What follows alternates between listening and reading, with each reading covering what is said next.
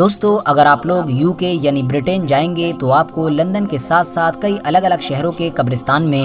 کئی ایسی پرانی قبریں دیکھنے کو ملیں گی کہ جن قبروں کو ایک بھاری بھرکم پنجرے کے ذریعے سے کور کیا گیا ہوگا، یعنی جن قبروں کو پنجرے کے اندر قید کیا گیا ہوگا۔ اتنا ہی نہیں، کچھ ایسی قبریں بھی ہوں گی کہ جن کے اوپر یہ بھاری بھرکم پنجرہ تو نہیں ہوگا مگر ایک ایسا بھاری پتھر رکھا گیا ہوگا کہ جس پتھر کو اٹھانا کسی ایک انسان کے بس میں تو بالکل بھی نہیں ہوگا۔ تو دوستو اب سوال یہ ہے کہ آخر برٹین کے اتہاس میں ایسا کیا ہوا تھا کہ جو وہاں پر رہنے والے لوگوں کو اپنے پیاروں کی قبروں کے ساتھ ایسا کرنا پڑا تھا؟ یعنی وہ کون سا ڈر تھا، کس چیز کا ڈر تھا کہ جس نے وہاں پر رہنے والے لوگوں کو اس چیز کے لیے مجبور کیا کہ وہ اپنے پیاروں کی قبروں کو ایک پنجرے کے اندر بند کر دیں؟ تو چلیے آج کی اس ویڈیو میں انہی سارے سوالوں کے جواب ڈھونڈنے کی کوشش کرتے ہیں۔ دوستو یہ کہانی ہے 18ویں صدی کی، کہ جب یورپ سائنس کے فیلڈ میں بڑی تیزی کے ساتھ آگے بڑھ رہا تھا۔ دوسرے بہت سارے فیلڈز کے ساتھ ساتھ اب میڈیکل فیلڈ میں بھی یورپ نے بڑی تیزی کے ساتھ ترقی کرنا شروع کر دی تھی۔ نہ صرف بہت ساری پرانی اور خطرناک بیماریوں کے علاج ڈھونڈ لیے گئے تھے بلکہ ساتھ ہی ساتھ سرجری کرنے کے بھی کئی الگ الگ کامیاب طریقے ڈھونڈے جا چکے تھے، اور یہ سب کچھ ممکن ہو پایا تھا صرف ایک وجہ سے، اور وہ وجہ یہ تھی کہ اب یورپ میں میڈیکل اسٹوڈنٹ کو ایک مردہ انسان کی باڈی پر ایکسپیریمنٹ کرنے کی اجازت دے دی گئی تھی۔ یعنی اب سائنس کے اسٹوڈنٹ وہاں پر ایک مرے ہوئے انسان کی باڈی پر ریسرچ کر سکتے تھے۔ حالانکہ دوستو اس سے صرف 1-2 صدی پہلے تک نہ صرف یورپ میں بلکہ ایشیا کے بھی پورے علاقے میں ایک مردہ انسان کی باڈی پر ایکسپیریمنٹ کرنے کو جرم مانا جاتا تھا، اور اسی جرم کی وجہ سے ہماری دنیا کے کئی پرانے ویگیانک بھی اپنی جانیں گنوا چکے ہیں، کیونکہ ظاہر ہے ان کے اوپر یہ الزام لگا تھا کہ انہوں نے ایک مردہ انسان کی باڈی پر ایکسپیریمنٹ کرنے کی کوشش کی تھی، یعنی اس پر ریسرچ کر کے اس کو سمجھنے کی کوشش کی تھی۔ اب جب یورپ میں ایک مرے ہوئے انسان کی باڈی پر ایکسپیریمنٹ کرنے کی اجازت دے دی گئی تو کئی الگ الگ کالجز کے بڑے بڑے ہالز کے اندر انسانی باڈی کو کھلے طور پر رکھا جاتا تھا۔ پوری باڈی کو جب کھولا جاتا تھا تو اس کے چاروں طرف سینکڑوں کی تعداد میں میڈیکل اسٹوڈنٹس موجود ہوا کرتے تھے، جو انسان کے الگ الگ باڈی پارٹس کے بارے میں اپنی الگ الگ رائے دیا کرتے تھے، اور اپنے ٹیچر کے سامنے الگ الگ طرح کے کویشچنز بھی رکھا کرتے تھے۔ آپ کو بتاتے چلیں کہ اس پورے پروسیجر کے لیے پورے برٹین کے اندر بہت ساری انسانی لاشوں کی ضرورت ہوا کرتی تھی،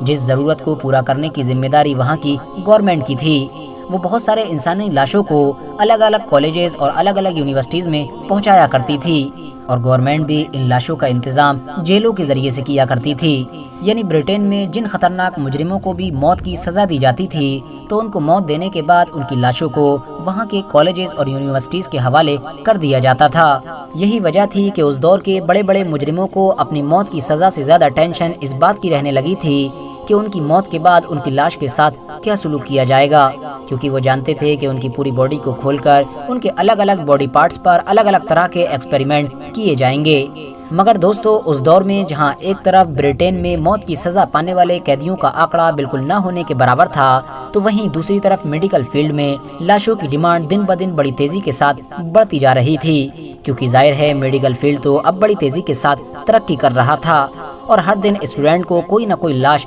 ضرور چاہیے ہوتی تھی تاکہ وہ اس پر اپنے الگ الگ طرح کے ایکسپیریمنٹ کر سکیں۔ اس بڑھتی ہوئی ڈیمانڈ نے ہی پورے کے پورے برٹین میں ایسے بہت سارے مافیاؤں، ڈکیتوں اور چوروں کو جنم دیا کہ جو چور ڈکیت رات کے اندھیرے میں قبرستان میں موجود قبروں کے اندر سے مردے چرا لایا کرتے تھے، اور پھر ان لاشوں کو بڑے بڑے کالجز اور بڑی بڑی یونیورسٹیز میں ایک اچھے داموں پر بیچ دیا کرتے تھے۔ قبر چوری کا یہ پیشہ بہت فائدہ مند ثابت ہوا۔ یہی وجہ تھی کہ کچھ وقت کے اندر ہی یہ بڑی تیزی کے ساتھ بڑھنا شروع ہو گیا، اور پھر ایک وقت وہ آیا کہ جب برٹین کے لوگوں کے لیے قبروں سے لاشوں کا چوری ہونا ایک عام بات ہو گئی تھی۔ دن کے اجالے میں لوگ اپنے پیارے کو قبر کے اندر دفنا کر جایا کرتے تھے، مگر رات ہوتے ہوتے اس پیارے کی لاش کو چرا لیا جاتا تھا۔ ایک آنکڑے کے مطابق اس دور میں صرف لندن شہر کے اندر ہی 200 سے زیادہ قبر چور موجود ہوا کرتے تھے۔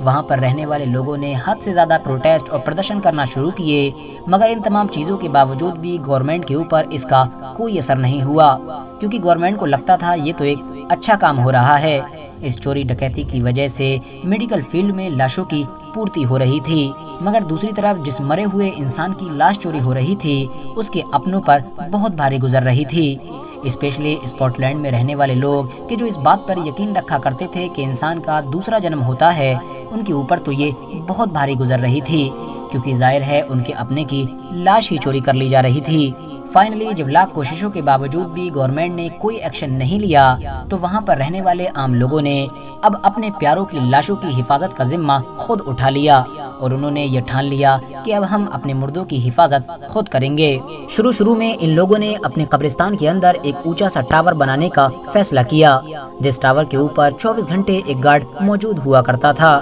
جس کی یہ ذمہ داری ہوا کرتی تھی کہ وہ چوروں کی نگرانی کرے۔ مگر یہ طریقہ کامیاب نہ ہو سکا، اور ان تمام چیزوں کو کرنے کے باوجود بھی لاشوں کی چوری پہلے کی طرح ہوتی رہی، جس کی وجہ سے اب ان لوگوں نے ایک دوسرا طریقہ اپنانے کا فیصلہ کیا، اور اب کچھ لوگوں نے اپنے پیاروں کی قبر کے چاروں طرف زنجیروں سے بنا ہوا ایک مضبوط پنجرا بنانا شروع کر دیا، اور اس پنجرے کے ذریعے سے اپنی پوری قبر کو ڈھکنا شروع کر دیا۔ یہ پنجرا یقیناً اتنا زیادہ مضبوط ہوا کرتا تھا کہ جس کو چاہ کر بھی نہیں توڑا جا سکتا تھا۔ اس کے علاوہ کچھ لوگوں نے ایک طریقہ اور اپنایا، انہوں نے پنجرے کی بجائے ایک تابوت کی طرح بھاری سا اور بڑا سا پتھر اپنے پیاروں کی قبر پر رکھنا شروع کر دیا، ایک ایسا پتھر کہ جس کو چور چاہ کر بھی رات کے اندھیرے میں نہیں اٹھا سکتے تھے، کیونکہ اس پتھر کو اٹھانے کے لیے کئی لوگوں کی مدد کی ضرورت ہوتی تھی۔ آپ کو بتاتے چلیں کہ یہ طریقہ کافی کامیاب رہا۔ شروع میں یہ طریقہ وہاں پر رہنے والے صرف امیر لوگ ہی اپلائی کیا کرتے تھے، مگر بعد میں جب لاشوں کی چوری حد سے زیادہ بڑھ گئی تو مڈل کلاس بھی اس بات پر مجبور ہو گئے کہ وہ اپنے پیاروں کی قبر کے چاروں طرف یا تو یہ پنجرا بنائیں یا پھر بھاری سا پتھر رکھیں، اور دھیرے دھیرے اس دور میں یہ طریقہ سب لوگوں نے اپنانا شروع کر دیا۔ مگر دوستو، لاش چوری کرنے والے چور ابھی بھی باز نہیں آئے، انہوں نے اپنی کارروائیوں کو ابھی بھی جاری رکھا، اور اب قبرستان کی بجائے انہوں نے اسپتال اور اس جیسی دوسری جگہوں کو نشانہ بنانا شروع کر دیا، اور حد تو تب ہو گئی کہ جب انہوں نے صرف لاش حاصل کرنے کے لیے زندہ لوگوں کو ہی مارنا شروع کر دیا۔ آپ کو جان کر شاید حیرانی ہوگی کہ برٹین میں ولیم برکے اور ولیم ہیر نام کے دو ایسے سیریل کلر بھی گزرے ہیں کہ جنہوں نے صرف لاشوں کو بیچ کر پیسہ کمانے کے لیے لگ بھگ 16 سے 17 لوگوں کو موت کے گھاٹ اتار دیا تھا۔ آپ کو بتاتے چلیں کہ جب انگلینڈ کے قبرستان میں اپنے مردوں کی چوری کو روکنے کے لیے لوگوں نے الگ الگ طرح کے قدم اٹھانے شروع کر دیے تھے، تو ان لوگوں نے لاش کو بیچنے کے لیے اپنے کرایہ دار کو ہی قتل کر دیا تھا۔ بعد میں ان دونوں کو یہ ریئلائز ہوا کہ قبرستان سے لاش چوری کر کے اس کو بیچنے کے مقابلے میں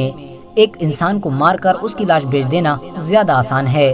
اسی لیے انہوں نے ایک ایک کر کے پیسوں کے لالچ میں 16 سے 17 لوگوں کو موت کے گھاٹ اتار دیا تھا۔ یہ دونوں اس دور میں اسکاٹ لینڈ کی ایک مشہور میڈیکل یونیورسٹی میں لاشوں کو ٹرانسفر کیا کرتے تھے۔ بعد میں جب دھیرے دھیرے گورنمنٹ کے لوگوں کو اس بات کا شک ہوا کہ جن لاشوں کو یہ دونوں لوگ یونیورسٹی میں سپلائی کر رہے ہیں یہ ان انسانوں کی لاشیں ہیں کہ جن کو ان لوگوں نے خود ہی قتل کیا ہے، تو یہ سن کر گورنمنٹ کے ہوش اڑ گئے۔ نہ صرف گورنمنٹ بلکہ اس حادثے کی خبر نے پورے ہی برٹین کو ہلا کر رکھ دیا تھا، اور اب گورنمنٹ کو ان لاشوں کی چوریوں سے ریلیٹڈ بہت سارے سخت ایکشن لینے پر مجبور ہونا پڑا تھا۔ دوستو، 200-250 سال گزر جانے کے بعد آج UK یعنی برٹین میں بھلے ہی قبرستان میں موجود قبروں سے انسانوں کی لاشیں چوری نہ ہوتی ہوں، مگر یہاں پر موجود یہ پرانی قبریں کہ جو پنجرے کے اندر موجود ہیں یہ ضرور ان لوگوں کو اپنے اتہاس کی یاد دلاتی ہیں، اور یہ سوچنے پر مجبور کرتی ہیں کہ آج سے 200-250 سال پہلے ہمارے اس علاقے میں کیا ہوا تھا۔ فی الحال دوستو، آج کی اپنی ویڈیو کو ہم یہیں پر